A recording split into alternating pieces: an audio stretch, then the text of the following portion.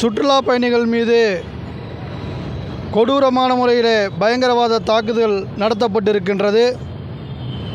அந்த தாக்குதலிலே வெளிநாட்டு சுற்றுலா பயணிகள் 2 உட்பட 27 அப்பாவி நபர்கள் கொல்லப்பட்டிருக்கின்றார்கள்.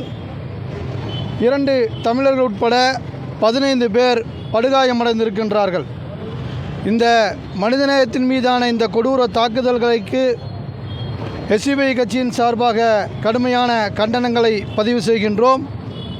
இந்த தாக்குதலில் மரணமடைந்த குடும்பத்தினருக்கு, மரணமடைந்தவர்களுக்கு எங்களது ஆழ்ந்த இரங்கல்களை தெரிவித்துக் கொள்கின்றோம். அவர்களது குடும்பத்தாருக்கு ஆறுதல் தெரிவிக்கின்றோம். இன்னும் காயமடைந்தவர்கள் விரைவில் குணமடைய வேண்டும் என்று எல்லாமுள்ள இறைவனை பிரார்த்திக்கின்றோம். காஷ்மீர் பஹல்காம் பகுதியில் நடந்த தீவிரவாத தாக்குதலில் உயிரிழந்தவர்களுக்கு கோவையில் எஸ்டிபிஐ கட்சியினர் 200க்கும் மேற்பட்டோர் மெழுகுபத்து ஏந்தி 2 நிமிடம் அஞ்சலி செலுத்தினர். தீவிரவாத பயங்கரவாத செயல்களுக்கு இந்தியாவில் மத அடையாளம் பூசப்படுவதாக எஸ்டிபிஐ கட்சியினர் தெரிவித்துள்ளனர். காஷ்மீர் பஹல்காம் பகுதியில் நடைபெற்ற தீவிரவாத தாக்குதலில் உயிரிழந்தவர்களுக்கு எஸ்டிபிஐ கட்சியின் சார்பில் மெழுகுவர்த்தி ஏந்தி அஞ்சலி செலுத்தப்பட்டது.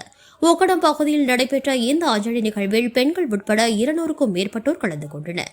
இந்த நிகழ்ச்சியில் செய்தியாளர்களுக்கு பேட்டியளித்த எஸ்டிபிஐ கட்சியின் கோவை மத்திய மாவட்ட தலைவர் முகமது இசாக், இந்த தாக்குதலுக்கு எஸ்டிபிஐ கட்சியின் சார்பில் கண்டனங்களை தெரிவித்துக் கொள்வதாகவும், இதில் உயிரிழந்தவர்களுக்கு ஆழ்ந்த இரங்கலை தெரிவித்துக் கொள்வதாகவும், அவர்களது குடும்பத்தினருக்கு ஆறுதல் தெரிவித்துக் கொள்வதாகவும், காயமடைந்தவர்கள் விரைவில் குணமடைய வேண்டும் என இறைவனை பிரார்த்திப்பதாகவும் தெரிவித்தார்.